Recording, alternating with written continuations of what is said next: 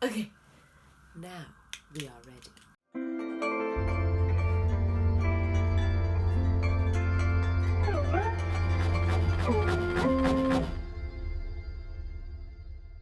Hello, lovely humans.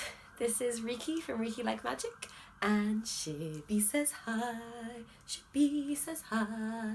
It's good to have you back, Shibby, my old pal. Because I've been doing a lot of breakdown videos for BTS and their dance work, and I actually haven't been here in a while just to talk about things. So it's nice. Good to have you. Good to have you. Good to have you. So, as the title suggests, I'm going to be talking about my body. And isn't that just every woman's favourite thing to discuss openly in front of people? But I really do want to talk about this because I find it very interesting. I find it very interesting that people find it interesting. I have, as probably most people in the world, an up and down relationship with my body, and I don't think we talk about the details of that enough. A lot of the time it's just kind of shouting at each other in the media about, like, you should accept yourself the way that you are, and you should accept your body, and you should accept my body, and blah blah blah.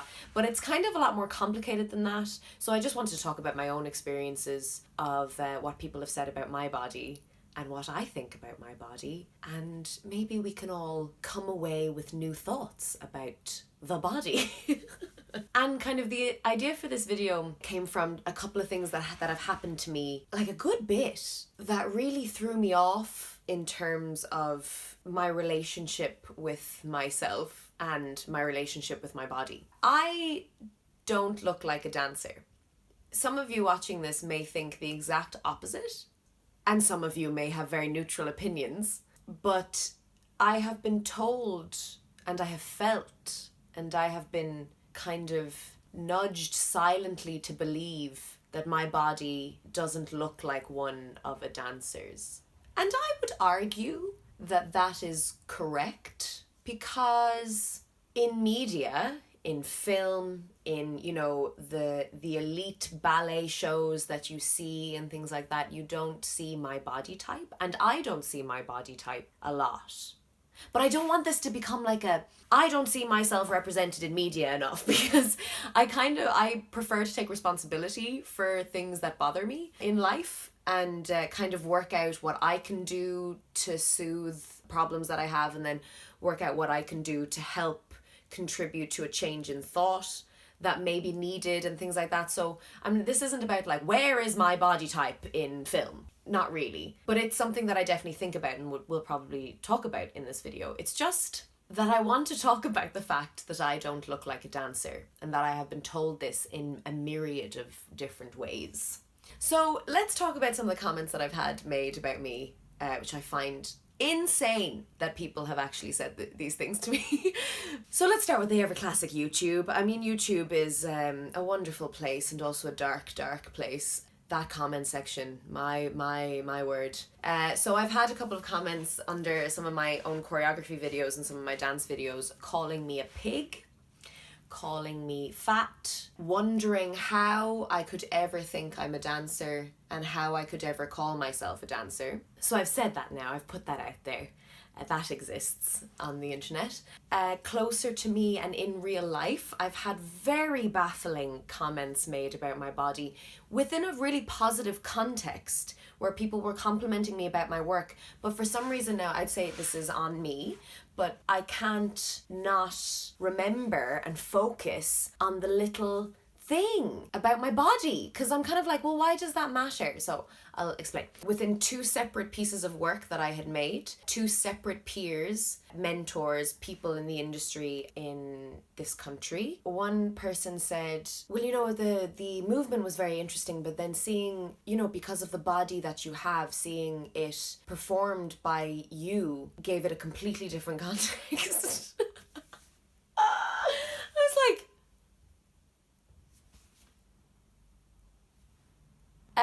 maybe it gave it a completely different context for you, because that's what you need. You have a particular expectation, and I don't meet that expectation. But it's a bit bizarre. It's just a bit bizarre to me. Another comment that's been that I've heard twice in 2 different contexts. So this is a dance context that this was said to me, and I'm also a life model. So in a modeling context, this has also been said to me. The same sentiment. Essentially, you know, when I see you, I don't expect you to be able to do the things that you can do. And in the dance context, they did say, because you don't have a typical dancer's body, so I don't expect, and then you move the way that you move, and I just don't expect it. And like, it hurt, to be perfectly honest, because again, that was in an incredibly positive context. They were saying really amazing things about the work that I had made. But then when I hear that, I hear, oh, but they're looking through this lens where I am already not expected to be a particular standard because of the way that I look. That's what it feels like. That's what it sounds like to me whenever I hear these things. Now, I am super sensitive. I'm a very sensitive person. But when you work with your body, it's hard to detach from that. And it just bewilders me. I hope, and I really don't think I have ever made these comments about someone else and their body, because, like, isn't it obvious?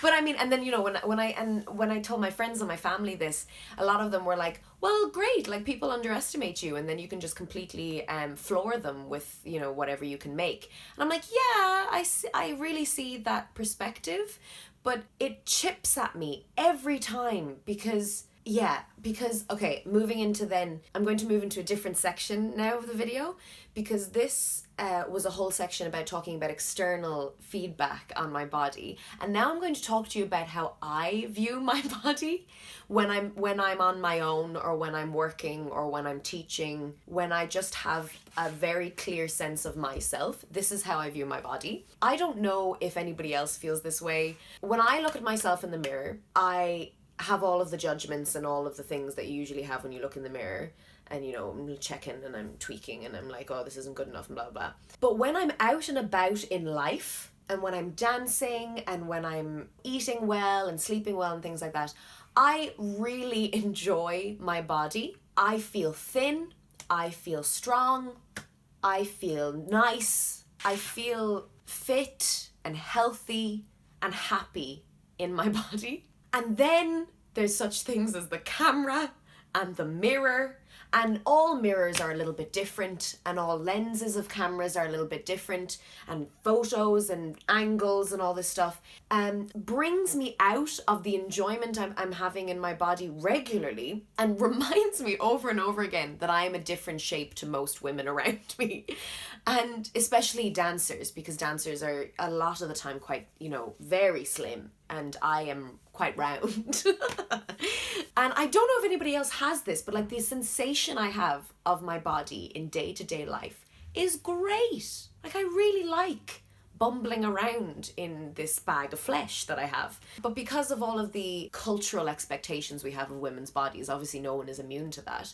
So then when I look in the mirror and I look here, I'm like, I know I'm not fat, but I take up more space than maybe the average dancer woman.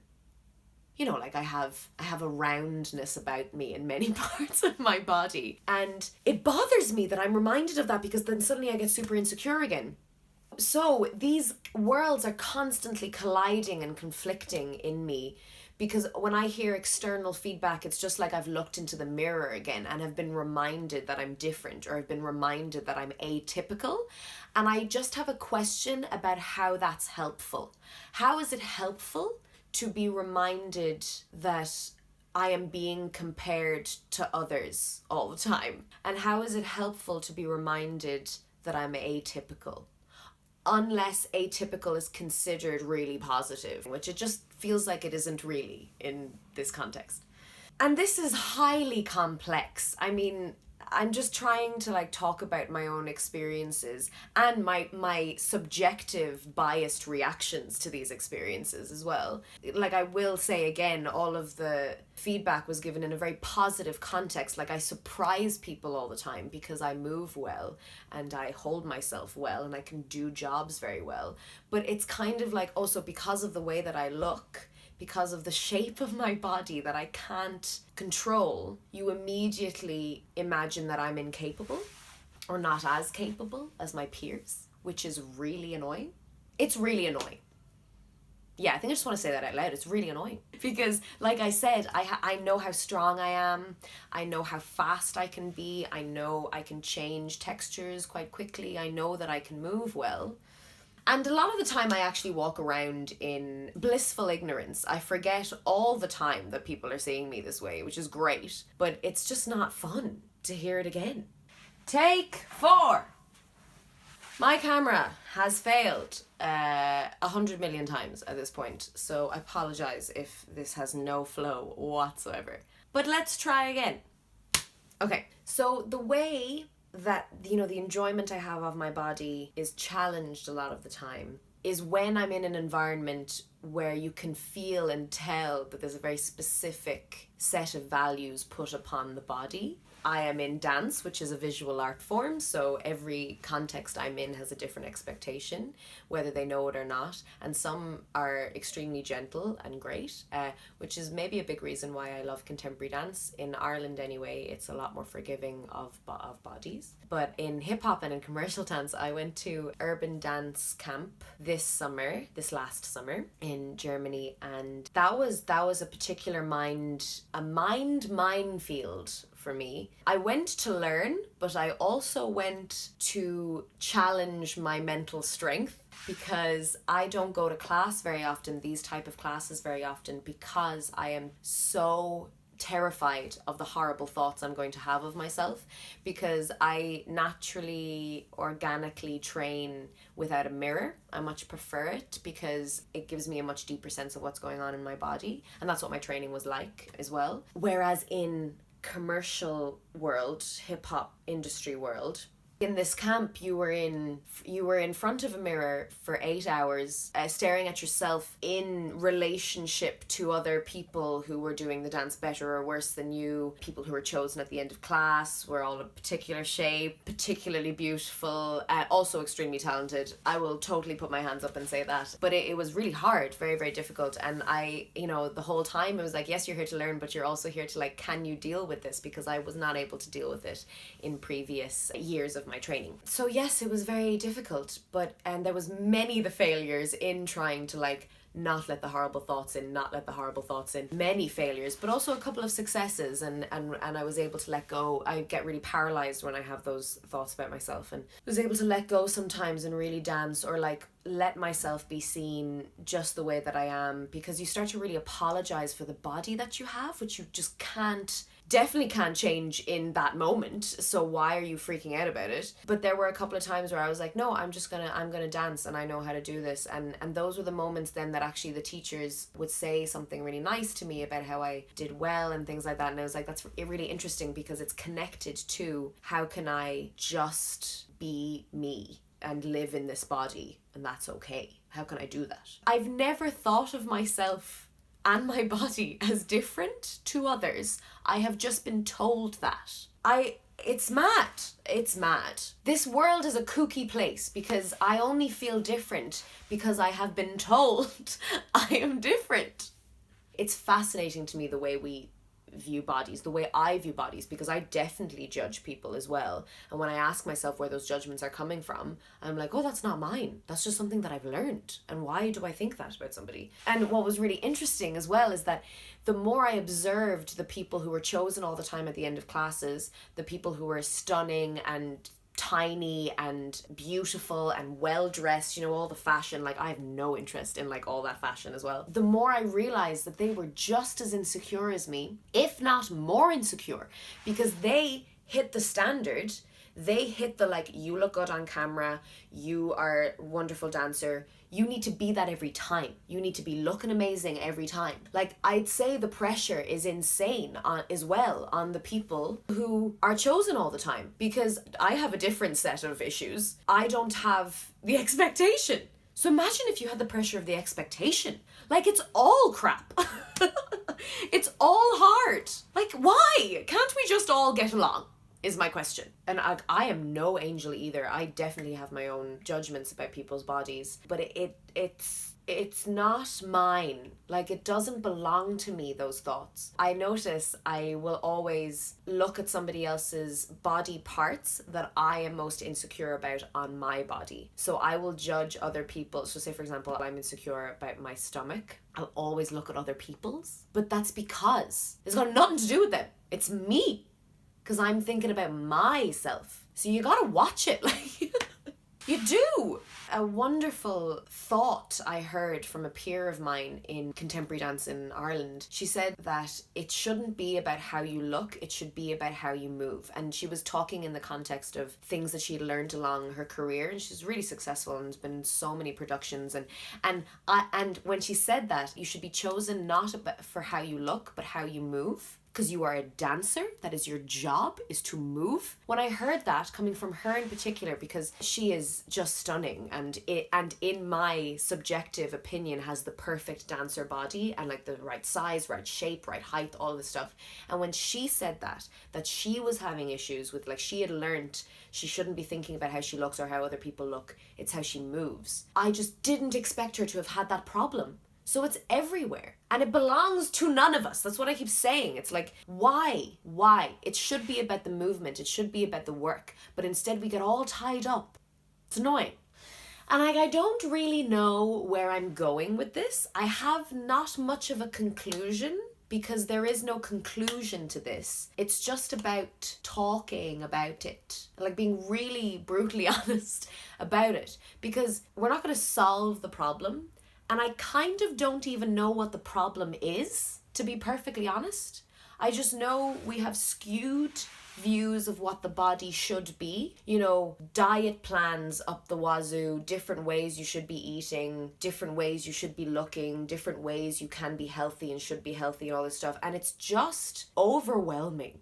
So what is it that's going to help you just enjoy your body every day? And in fairness, like, dance was my safe place to learn to really enjoy my body, because I had very positive dance training as well, because I know that's not a thing for some dancers, is they don't have the most positive dance training around their body. But it was my place to just indulge and enjoy and get to know and explore. And like, actually all of the hang-ups I had in my training was not actually about how I looked, thank Bob. I had a lot of hang-ups about like how I couldn't do certain moves. And I would rather those like problems than just freaking out about how I looked all the time, because it's unhelpful. But I think basically, frequently, and when people say things like this to me, I feel like I fail people's expectations of what I should be looking like, or what I should be wearing, or what I should be doing. Particularly about what I look like. I feel like I'm failing people's expectations. Genuinely, I want to say something very rude when I notice I'm feeling like that. I'm like, I can't believe I'm having this problem. That shouldn't be a problem. You know, if you don't like my work, that's fine. If you like my work, great. That should be the barometer. That should be where we're working from. So, yes.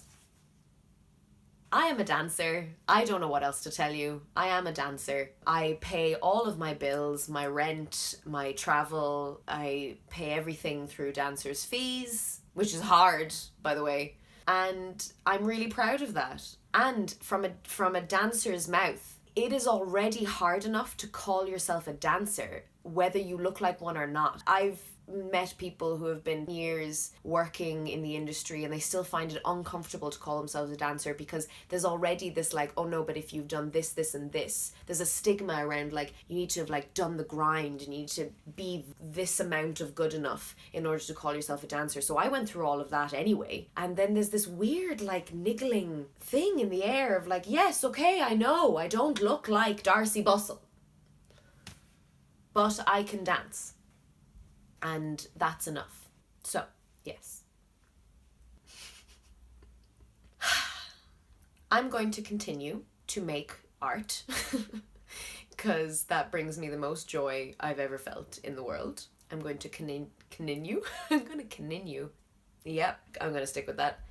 To connect to people because that brings me the most joy in the world. And I'm going to continue to take up space. And that could be more space than your average dancer. But I'm going to, because It's fun and it's important and it feeds me. Like, yeah, genuinely, when I was writing points for this video, I was thinking about who I related to in film or media that had a body like mine, and genuinely, I could only think of Moana. I love Moana and I love her body because I can relate to her body. It's short and strong and round and beautiful. I'm not saying now mine is beautiful, but I was like, she's class and her body looks like mine. So, So yeah, maybe someone watching this has a similar feeling to me. Hopefully, I'm not the only one. Or has felt like, I feel like I fall into a weird area of like, it's clear I'm not really big, but I'm not extremely skinny either. And there's a ton of women like that out there. So hopefully there's a few of you watching this who feel similarly to me. And just know, you're lovely. You're lovely. And you go and do the thing and be the thing and enjoy your wonderful body. Please. For us. For all of us. If you enjoyed this video, you can like, you can subscribe, you can ring the little bell that gives you all the notifications, you can share it with your friends, and you can follow me on Instagram and Facebook. Remember, you are who you choose to be, and you are part of something bigger and deeper than yourself. And today I choose to treat myself as if I have nothing left to change about me. And Shibi says bye. Shibi, shibi, shibi, shibi, shibi, shibi.